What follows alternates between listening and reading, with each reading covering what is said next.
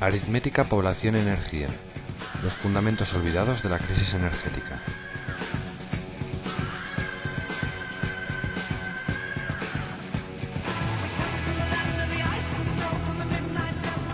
El mayor defecto de la raza humana es nuestra falta de habilidad para comprender la función exponencial.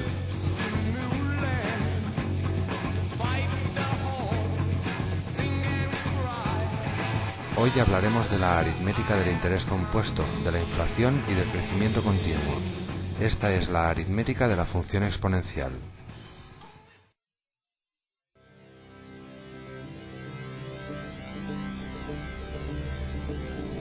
Primera parte, aritmética. La función exponencial se usa para describir el tamaño de cualquier cosa que está en continuo crecimiento, por ejemplo, 5% al año. Hablamos de una situación donde el tiempo requerido para que esa cantidad creciente crezca en una fracción fija es constante. 5% al año, 5% es una fracción fija, al año es un tiempo constante. Si hace falta un tiempo concreto para crecer un 5%, entonces también hace falta un tiempo concreto para crecer un 100%. A este tiempo más largo le llamaremos tiempo necesario para doblarse. Podemos calcular el tiempo necesario para doblarse dividiendo 70 entre el tanto por ciento del crecimiento. Así, un crecimiento del 5% tiene un tiempo necesario para doblarse de 70 partido 5, 14 años. ¿De dónde sale ese 70? Bien, 70 es 100 por el logaritmo natural de 2. Si quisiéramos triplicar en lugar de duplicar, usaríamos el logaritmo natural de 3. Es una aproximación a la realidad, pero no importa tanto de dónde sale ese 70 como acordarnos de él. Veamos un ejemplo. El gasto en prestaciones se duplica cada 9 años. ¿Cuánto es cada 9 años? Un 7,8% anual. Desde luego se entiende más fácil que algo se duplica cada 9 años que algo crece un 7,8% anualmente, pero es lo mismo. Veamos otro ejemplo. El número de partos se duplica en los distritos barceloneses de Ciutat Bella y San Martí en 10 años. ¿Cuánto es eso? Un 7% anual, porque 70 partido 7 es 10. 10 años. Importante, convertir tasas anuales en tiempo para doblarse. Es mucho más fácil entender un crecimiento en términos de cada cuánto tiempo se dobla la cantidad inicial que entenderlo a través de cuánto crece anualmente.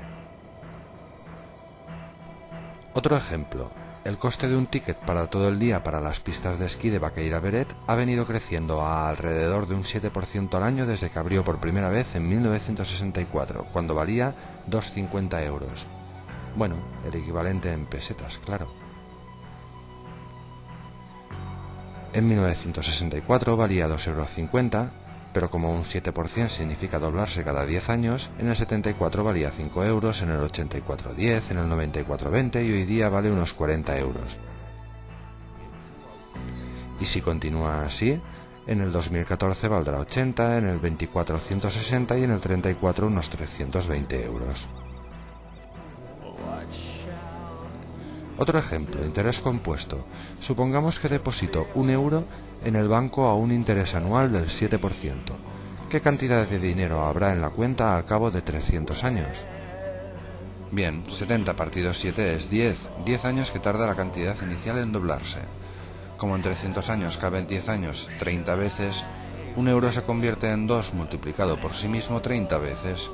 Es decir, en 1.073 millones de euros.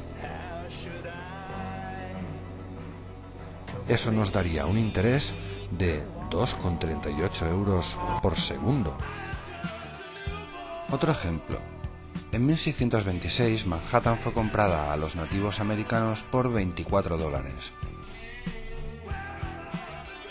Si los $24 se hubiesen puesto en un banco, ¿qué interés se tendría que haber aplicado para que lo que hubiese hoy en la cuenta fuese igual al total de las propiedades tasables del actual Manhattan?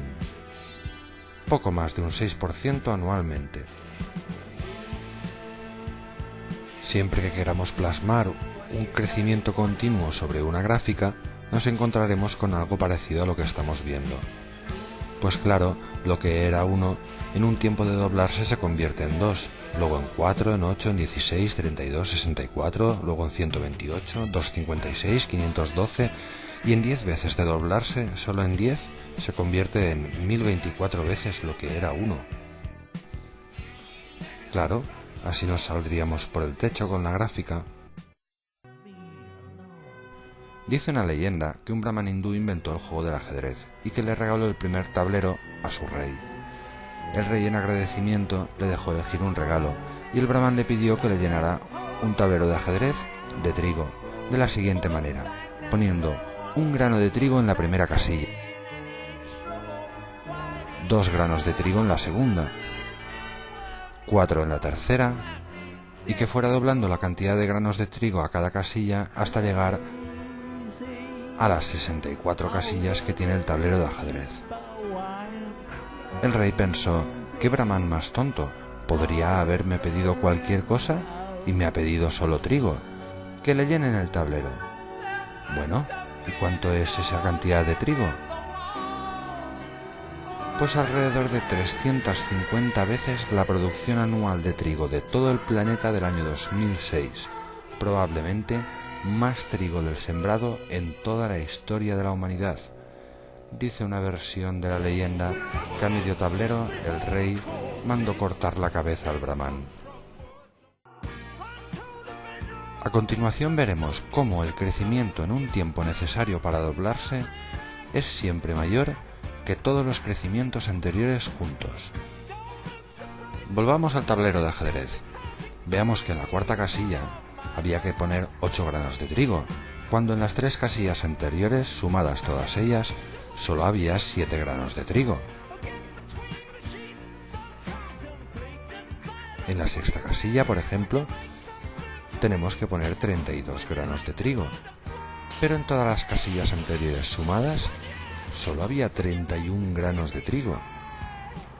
Cada vez que nos doblamos, la cantidad es mayor a todas las dobleces anteriores juntas. Veamos unos ejemplos. Dice José Montilla, exministro de Energía: la demanda eléctrica en España crece al 7%. Eso es mucho. Respecto al gas natural, durante los últimos 22 años la demanda aumenta a una tasa media anual del 13%. En los últimos 4 años, este ritmo ha sido superior al 15%. Y el año 2005 ha finalizado con un crecimiento próximo al 20%.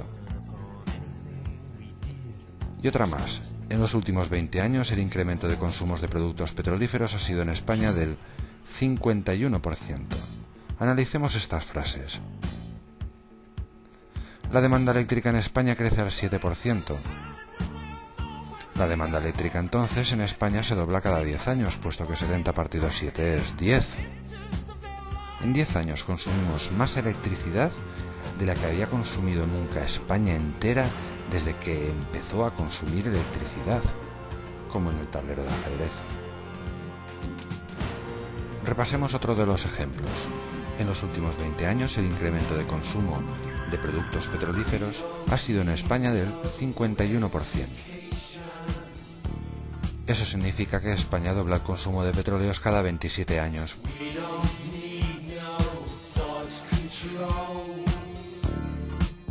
Eso significa que entre 1980 y 2007 hemos gastado en petróleos más de lo que había gastado anteriormente España en toda su historia hasta 1980. Y que entre el 2007 y el 2024 llegaríamos a gastar en petróleos más de lo que había gastado anteriormente España en toda su historia hasta 2007. Y en cada una de esas 2 décadas, años 50 y años 60, se consumió más petróleo que en toda la historia previa de la humanidad, decía el por entonces presidente de Estados Unidos Jimmy Carter allá por el año 77.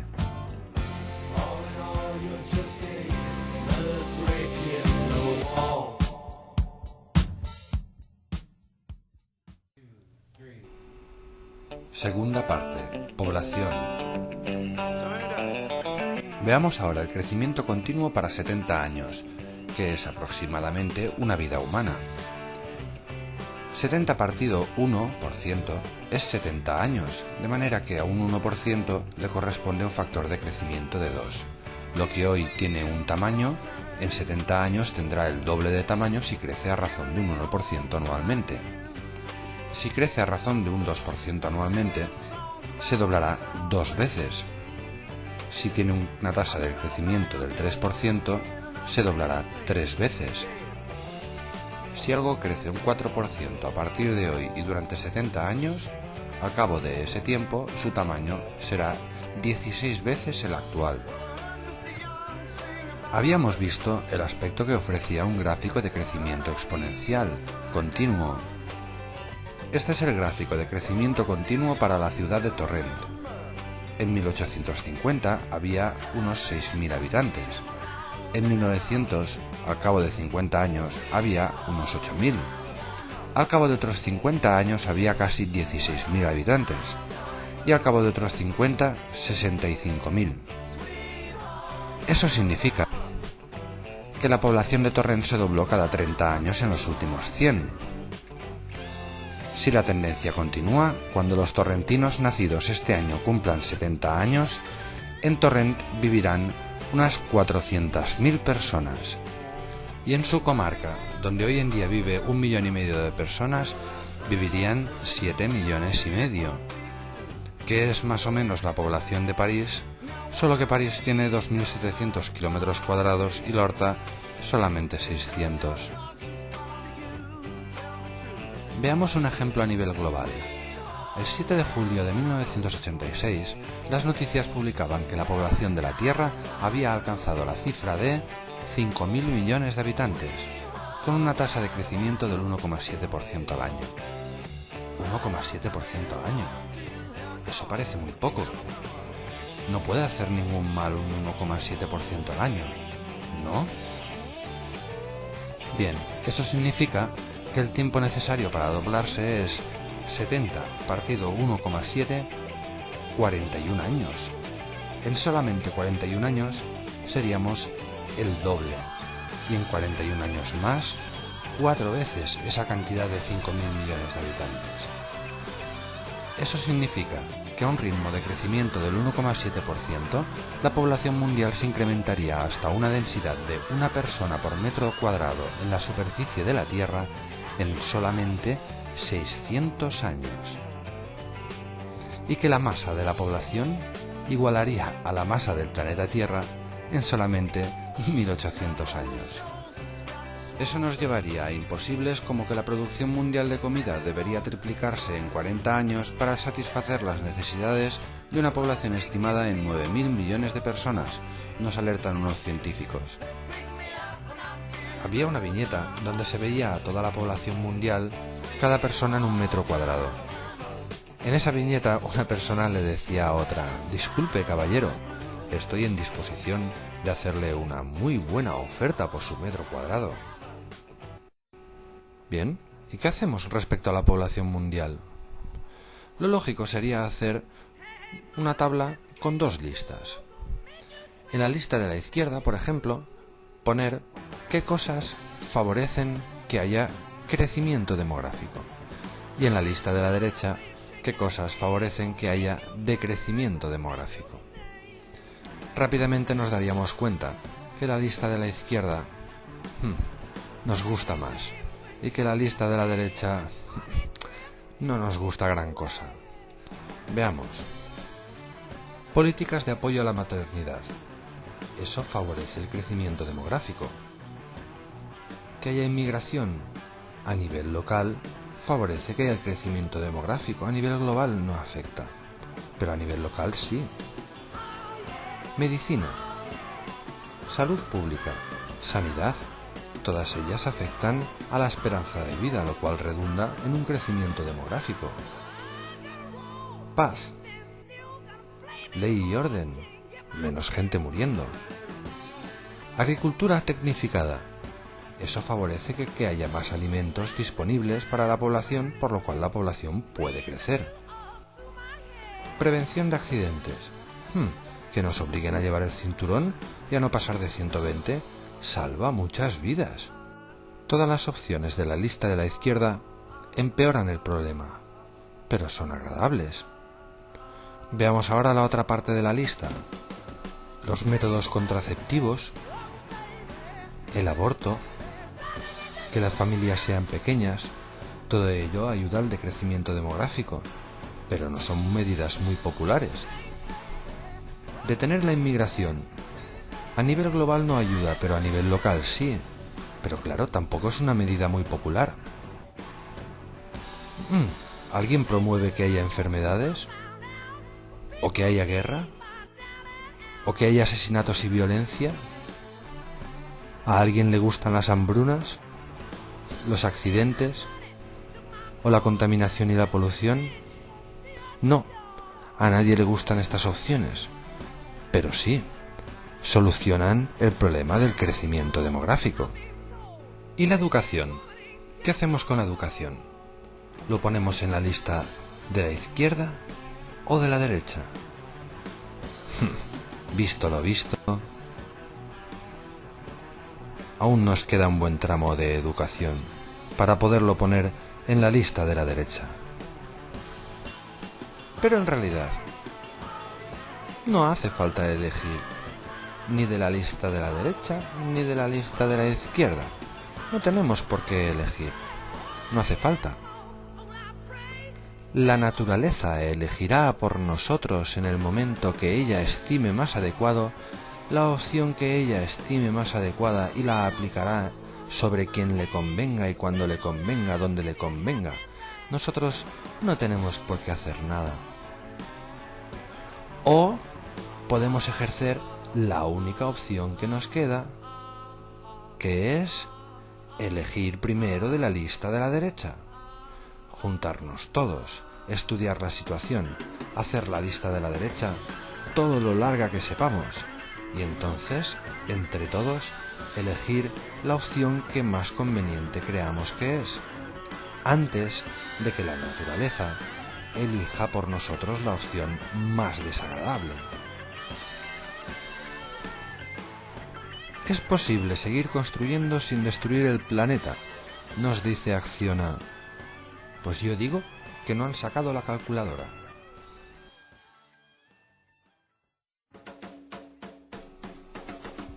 Volvamos al gráfico de crecimiento continuo de Torrent.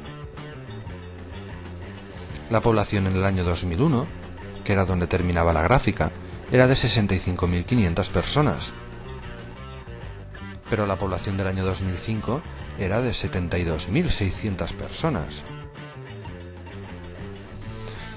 ¿Qué tasa de crecimiento continuo de la población de Torrent se requiere para que dentro de 70 años el número de habitantes sea igual a la población actual de algunas grandes ciudades? Haga ahora su elección. Elija su Torrent del día de mañana. ¿Cómo desea usted que sea Torrent? ¿Como Granada y en lugar de tener 72.000 habitantes tenga 237.000? Solo tenemos que crecer un 1,7% en la media mundial. ¿Preferimos ser como la ciudad de Bilbao, que tiene 354.000? Un 2%. ¿O como Sevilla? Un 3,3%, si lo que queremos es llegar a la cifra de 700.000 habitantes. ¿Queremos aumentar la población aún en 100.000 personas? Pues en lugar de un 3,3%, un 3,4%, una décima porcentual, puede hacer que el día de mañana Torrent tenga 100.000 personas más. ¿O preferimos poner a Roma dentro de Torrent? Solo tenemos que crecer un 5%. ¿Queremos tener 3 millones de habitantes? Un 5,5%. 5,8 millones de habitantes, un 6,5%. 8 millones de habitantes, un 7,1%. ¿Y si queremos ser 9 millones de habitantes? Pues solamente un 7,2%, es decir, una décima más porcentual. ¿Y si quisiéramos ser el absurdo de 28 millones de habitantes que tiene la urbe de Tokio? Mucho menos de un 10% anual, por muy absurdo que pueda parecer. ¿Desea usted viajar al futuro? Ahora puede hacerlo por el módico precio de un billete de avión. Viaje a Sevilla y vea cómo será Torrent el día de mañana si seguimos creciendo un 3,3% anualmente. No necesitamos esperar a ver cuáles serían los resultados del crecimiento continuo en Torrent. El Torrent del mañana puede verse en las grandes ciudades actuales. Aquí tenemos una bonita imagen de un plácido mediodía en Pekín. Rubio denuncia el alto nivel de contaminación atmosférica de Valencia. 350 ciclistas protestan contra la polución del tráfico. Madrid presenta una medida para mejorar la calidad del aire. La contaminación de Barcelona triplica a la del norte de Europa. ¿Podemos seguir haciendo viviendas y respetar el entorno? Anda, estos de Acciona.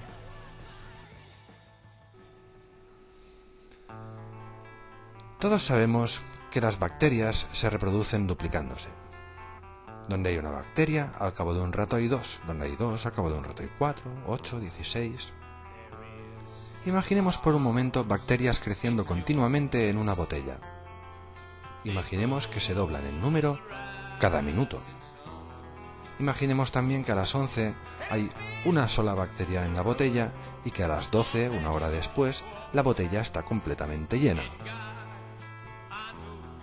Pregunta: ¿en qué momento de esa hora estará la botella medio vacía? ¿Al cabo de media hora? ¿Al cabo de un cuarto de hora? ¿Al cabo de 3 cuartos de hora? No.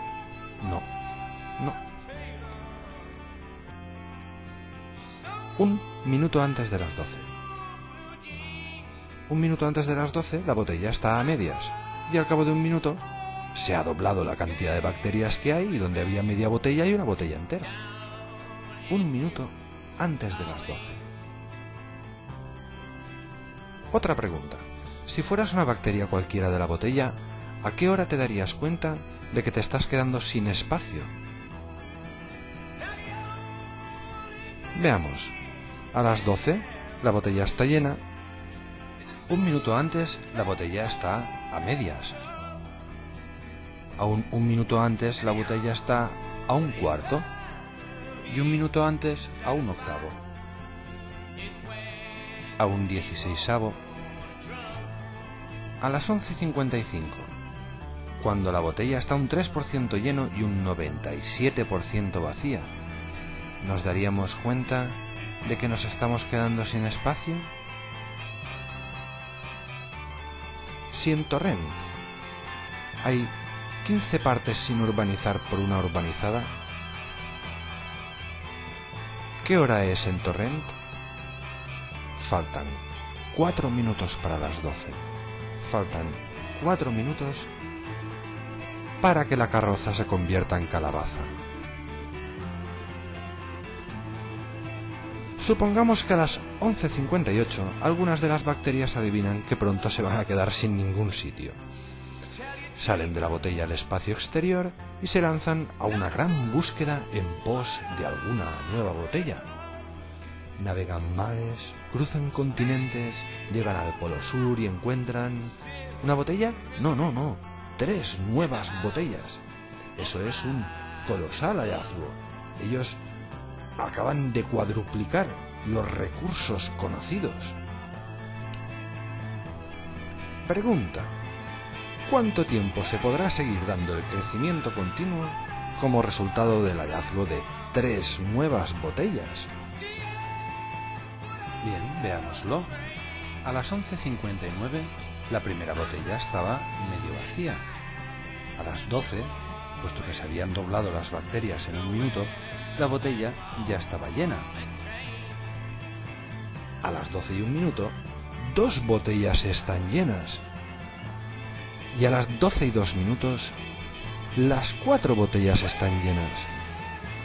Donde las bacterias habían tardado 1 hora en llenar la primera botella, han tardado 2 minutos en llenar las otras 3 botellas.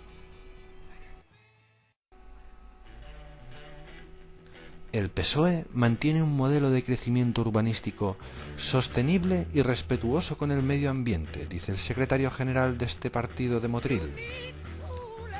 Otro ejemplo, están llevando a cabo un crecimiento urbanístico sostenible, dice el alcalde de Paterna. Pero oigan ustedes, ¿o es crecimiento o es sostenible? No existe un crecimiento sostenible dentro de un mundo finito. No existe un crecimiento sostenible dentro de un mundo donde todos los recursos, como el suelo, los combustibles, el agua, son finitos. No existe tal cosa del crecimiento y a la vez sostenible. Resumiendo hasta aquí, hemos visto que tasas modestas de crecimiento continuo de un número de cosas acaban dando rápidamente cantidades colosales. También hemos visto que el crecimiento continuo se manifiesta en forma de interés compuesto, como en las cuentas de ahorro. Además, hemos visto que la tasa de crecimiento de la población y de la inflación actuales nos llevan a cifras monstruosas en periodos relativamente cortos, y que el crecimiento continuo aplicado al consumo de recursos no renovables lleva a un rapidísimo agotamiento del recurso. Y ya por último, hemos visto que la mayoría de la gente no tiene la menor idea de estos efectos del crecimiento continuo.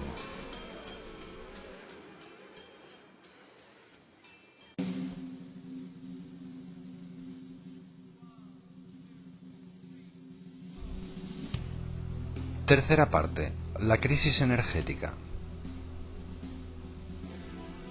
Las reservas actuales de los recursos energéticos, con el consumo actual, es decir, si dejáramos de crecer continuamente, tendrían una cierta duración, en años, de la que nos alertan ciertas agencias gubernamentales, las nuestras propias. Por ejemplo, el petróleo duraría unos 40 años, el carbón 200 y el gas natural unos 65 años. Pero hay que insistir que eso es con el consumo actual, es decir, si no siguiéramos creciendo indefinidamente. Pero claro, nos decía el exministro de Energía que los últimos 22 años la demanda de gas natural había aumentado a una tasa media anual del 13%, que había aumentado al 15% en los últimos 4 años y que en el último año había sido del 20%. Analicemos esta frase. En los últimos 4 años, este ritmo ha sido superior al 15%. Con el consumo actual, quedaría en 2007 gas natural para 65 años, hasta 2072. Pero claro, con el 15% anual de crecimiento, nos doblaríamos en consumo cada 5 años. ¿Cuánto iba a durar entonces esa cantidad de gas natural? Imaginemos que guardamos el gas natural de los próximos 65 años en 65 barriles, a barril por año. Con el consumo actual, en el año 2007 tendríamos 65 barriles. Al cabo de 5 años habríamos consumido 5 barriles y quedarían 60. Al cabo de otros 5 años, otros 5 barriles. Y al cabo de 5 años más, otros 5. Y así hasta los 65 años. Pero claro, con un crecimiento del 15%, que significa doblarnos cada 5 años, en 2012 habríamos consumido 10 barriles, no 5, y quedarían 55. Otros 5 años y habríamos consumido no 10, sino 20 barriles más. Otros 5 años y necesitaríamos 40 barriles. Faltan 5. Si con el consumo actual queda en 2007 gas natural para 65 años, hasta el 2072, con el crecimiento actual queda en 2007 gas natural para menos de 15 años, hasta aproximadamente el 2020. Veamos ahora el mismo ejemplo pero con el petróleo. Recordemos la frase de Jimmy Carter: y en la década de los 50 y 60 se consumió en cada una de ellas más petróleo que en toda la historia anterior de la humanidad. Es decir, si hubiésemos seguido así, de 1960 a 1970 habríamos consumido más petróleo que en toda la historia previa de la humanidad, puesto que nos doblábamos cada 10 años, nos volvíamos a doblar en los 2 años siguientes, otra vez en la década de los 80, otra vez en la de los 90. Bien, ahora estamos en la década de los 2000 y nos dicen que con el consumo actual, es decir, si dejamos de crecer exponencialmente, queda para 40 años. Pero claro, doblando el consumo por décadas, entre el 2000 y el 2010 nos doblamos, y entre el 2010 y el 2020 nos volvemos a doblar. ¿Cuántos minutos faltan para las 12? Existen fuentes muy optimistas respecto a lo del petróleo. La fuente más optimista de todas las fuentes optimistas nos dice que quedan 14 billones de barriles. Y nos dicen que llevamos consumidos en 150 años apenas 1 billón. ¿Para cuánto tiempo nos quedaría entonces si siguiéramos creciendo a razón de un 7% anualmente? Es decir, 70 partido 7 doblándonos cada 10 años. Si en 150 años hemos consumido 1 billón y quedan 14, en los siguientes 10 años, por aquello de que cada vez que nos doblamos consumimos más que en todas las dobleces anteriores juntas, también consumiríamos como poco 1 billón, y entonces quedarían solamente 13 billones. En los siguientes 10 años consumiríamos como poco 2 billones y quedarían 11. En los siguientes 10 años 4 billones y quedarían 7. Y en los siguientes 10 años necesitaríamos 8 billones, pero al 7º billón ya habríamos agotado el petróleo. Según la fuente más optimista de todas, con el crecimiento actual quedaría petróleo para apenas 38 años. Pero como hemos visto que con el crecimiento actual quedaría gas natural para 15 años, y dentro de 15 años el petróleo tendría que sustituir la parte de gas natural que no tuviéramos, dentro de 15 años, los 23 años de petróleo que quedarían se verían reducidos a prácticamente la mitad. Es decir, con el crecimiento actual quedaría petróleo y gas para 27 años. ¿Y la comida? Pues teniendo en cuenta que la agricultura moderna es el uso de la tierra y el agua para convertir petróleo en alimentos, si no hay petróleo, no habría comida. Veamos ahora el ejemplo del carbón aprovechando esta linda imagen de una planta de generación eléctrica de carbón en Alemania. Llevamos 200 años consumiendo carbón. Quedan, nos dicen las fuentes oficiales, unos 200 años de carbón, con el consumo actual. ¿Cuánto falta para las 12? Hagamos lo mismo que con el gas. Vamos a separar el carbón de los próximos 200 años en 200 pequeños montoncitos. Nos dicen la patronal del carbón, Carbo Union, y la Comisión Europea en su libro verde de la energía a través de sus recomendaciones, que España debería crecer en el consumo de carbón entre 2012 y 2030 un 73%. Eso significa que doblamos el consumo cada 30 años. Doblando el consumo cada 30 años, hoy quedan 200 montoncitos. Pero dentro de 30 años no quedan 30 montoncitos menos, sino 60, porque hemos doblado el consumo. y al cabo de otros 30 años, 120 montoncitos menos, y nos queda para un par de años. Con el consumo actual quedaría carbón para 200 años, sí, pero con el crecimiento del 3% que se nos recomienda, quedaría carbón para 62 años. Es decir, con el tan cacareado crecimiento sostenido quedaría carbón para 62 años. Pero como quedaría petróleo y gas para 27 años, al cabo de los cuales el carbón tendría que ocupar la parte de petróleo y gas que no tuviéramos, quedaría petróleo, gas y carbón para apenas 45 años.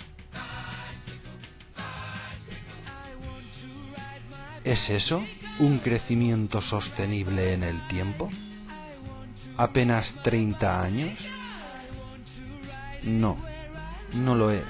El crecimiento no puede ser sostenible. O es crecimiento o es sostenible. Quiero recordar que los tiempos calculados para el agotamiento de los recursos energéticos no renovables y los tiempos calculados teniendo en cuenta el crecimiento continuo, así como las gráficas correspondientes, son representaciones de hechos basados en fuentes gubernamentales y autoridades. Por favor, recuérdense estos hechos. Vayamos a la energía nuclear. Existen unas 430 centrales nucleares en todo el mundo y producen el 6,8% de la energía primaria. La Agencia Internacional de la Energía Atómica nos dice que al ritmo de consumo actual queda uranio para unos 60 años. También se nos dice desde diversos entes que bien podríamos apoyar nuestro crecimiento en cuanto a consumo de energía en energía nuclear. Imaginemos por un momento que quisiéramos copar no el 6,8% de la energía primaria, sino el 68% de la energía primaria, 10 veces más. Pues en lugar de 430 centrales nucleares necesitaríamos alrededor de 4.000. Si para 430 centrales nucleares queda apenas 60 años de uranio, para 4.000 centrales nucleares quedaría para apenas 6 años, una décima parte. Mucho antes de que hubiésemos construido todas esas centrales nucleares, ya no tendríamos uranio para alimentarlas. Triste, pues, que tengamos que ver noticias como esta. Bruselas apuesta por la energía nuclear para hacer frente al cambio climático. O como esta otra. Hay reservas de carbón en el mundo para 200 o 300 años. Tenemos que entender que es un hecho incontestable. En la crisis energética tenemos un caso clásico de crecimiento exponencial contra un recurso finito. Recomendación: no crean ninguna predicción de la esperanza de vida de recursos finitos hasta que no hayan confirmado el resultado repitiendo ustedes mismos los cálculos. Y como corolario, cuanto más optimista sea la predicción, mayor es la probabilidad de que esté basada en una aritmética errónea o en ninguna aritmética en absoluto. Vayamos a otro punto importante. Hasta ahora hemos analizado el consumo creciente de un recurso finito, pero lo hemos analizado como si fuera a ir creciendo indefinidamente hasta un día en que tuviéramos la máxima producción de ese recurso y al día siguiente se hubiese terminado y no hubiera ni gota ni gota. Pero claro, no nos podemos imaginar que el 7 de junio del año 2026 haya más petróleo que nunca, pero al día siguiente, el 8 de junio, no haya ni gota ni gota. Lógicamente eso no va a suceder así. En 1956, el geofísico americano Marion King Hubbert predijo que la extracción de un recurso finito por medio de la minería, como el petróleo, el gas o el carbón, se producía de forma parecida al gráfico que tenemos en pantalla. De manera que al principio la extracción crecía, hasta que se llegaba a aproximadamente la mitad de lo extraíble. A partir de ahí, la extracción declinaba.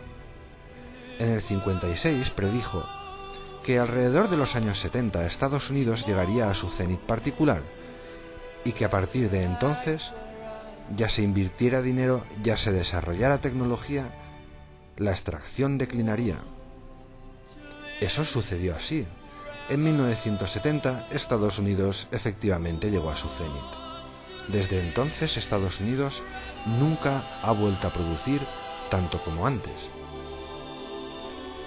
En 1973, en la National Academy of Science, Hubbert volvió a hacer una predicción. Predijo que a nivel global, a nivel de todo el planeta, volvería a suceder lo mismo que en América, solo que en lugar de 1970 la fecha sería alrededor del 2000. En realidad son dos las curvas que se nos presentan cuando hablamos de la extracción de un recurso finito, pues siempre antes de la extracción está la exploración, y esta se comporta más o menos de la misma manera. Hasta aproximadamente la mitad del recurso, la exploración crece, pero a partir de entonces decrece. Esto, a nivel global, con el petróleo, ya tiene asignadas unas cuantas fechas. En 1850, aproximadamente, se empezó la exploración y la extracción del petróleo. En 1962 ocurrió el cenit de la exploración. Desde 1850 hasta 1962, cada año que pasaba encontrábamos más y más petróleo. Pero desde 1962 hasta nuestros días, y ya tenemos una perspectiva en el tiempo de 45 años, cada año que pasa encontramos menos petróleo. Otra fecha, 1986. Desde 1850 hasta 1986 hallábamos más petróleo del que extraíamos, pero desde 1986 extraemos más petróleo del que hallamos.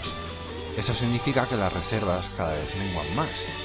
De hecho, a día de hoy, por cada 4 barriles de petróleo que extraemos, hallamos solamente 1. De hecho, no importa cuándo se terminará el petróleo. Lo que importa es cuándo ocurrirá el cenit del petróleo.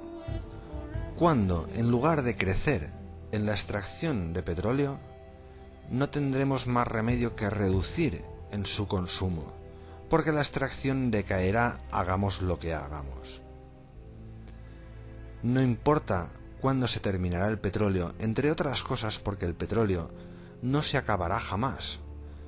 Gran parte del petróleo que hay en el subsuelo no seremos capaces jamás de extraerlo, puesto que el petróleo es una fuente energética, pero para extraerlo hace falta energía, y jamás, nunca, nadie, por mucho dinero que se le dé, va a utilizar más de 1 litro de petróleo en extraer menos de 1 litro de petróleo. Eso es algo que tenemos que tener muy claro. A partir del momento en que ocurre el cenit del petróleo, la extracción es menguante. Y si nuestra sed de petróleo es creciente, nos vamos a encontrar con un grave dilema. Ahora bien, estas curvas tan suaves, con esa forma de campana tan definida, en la realidad son un poco más torticeras. Esta es la gráfica real. Y los geólogos de todo el mundo nos advierten que es muy probable que a partir del año 2010, si no antes, la extracción empezaría a declinar irreversiblemente. De hecho, esta gráfica aún es un poco más compleja. Pero no hace falta que nos entretengamos en ella. Solo saber que el recurso es finito ya debería bastar para darnos a entender que no vamos a poder seguir creciendo infinitamente en su consumo. Es el fin de la era del petróleo abundante y barato, nos dice el primer ministro francés. Una nueva etapa, o tal vez deberíamos decir una revolución postindustrial, nos advierte el presidente de la Comisión Europea. Y el senador por Menorca del Partido Popular nos recuerda el atolladero energético que se nos avecina a todos y las más que evidentes estrecheces energéticas que podemos atravesar en pocos años de no adoptarse medidas serias valientes y eficaces. Bueno, pero tenemos energías alternativas, ¿verdad? Según ADENA, el Sol irradia sobre la Tierra 7000 veces la energía necesaria para el planeta. Eso son muchas veces, mucha energía. Pero claro, también nos dice ADENA, la demanda energética mundial creció un 4,3% en 2004. ¿Cuánto tiempo íbamos a estar en comernos esas 7000 veces? Estudiemos el asunto sobre la imagen de este bonito bosque autóctono murciano. 7000 veces doblándonos cada 16 años, que es lo que significa un 4,3% anualmente. Hemos visto cuando el tablero de ajedrez que si nos doblábamos una vez, obteníamos 2 de lo que era 1, si nos doblábamos 2 veces 4, luego 8, 16, 32, 64, 128, 256, 512, y que en 10 veces de doblarnos, donde había 1, hay 1024.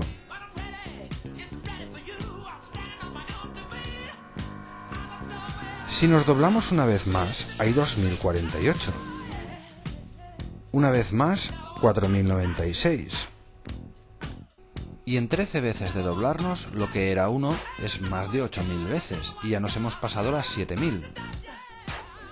13 dobleces por 16 años, apenas 200 años. En 200 años seríamos capaces de acabar con la energía solar. Entonces podríamos olvidarnos de la energía eólica, porque los vientos son producidos por la energía solar que incide sobre la Tierra. También podríamos olvidarnos de los biocombustibles, pues no quedaría sol para las plantas y hasta de comer. Somos capaces de acabar con cualquier cosa, con el crecimiento continuo. ¿Se puede encender el aire acondicionado sin acabar con los recursos energéticos?, nos dice Acciona. Por favor, que alguien le pare los pies a esta gente. Y estas otras frases: Madrid refleja un robusto y saludable crecimiento. Y esta otra: Asia mantendría un crecimiento robusto.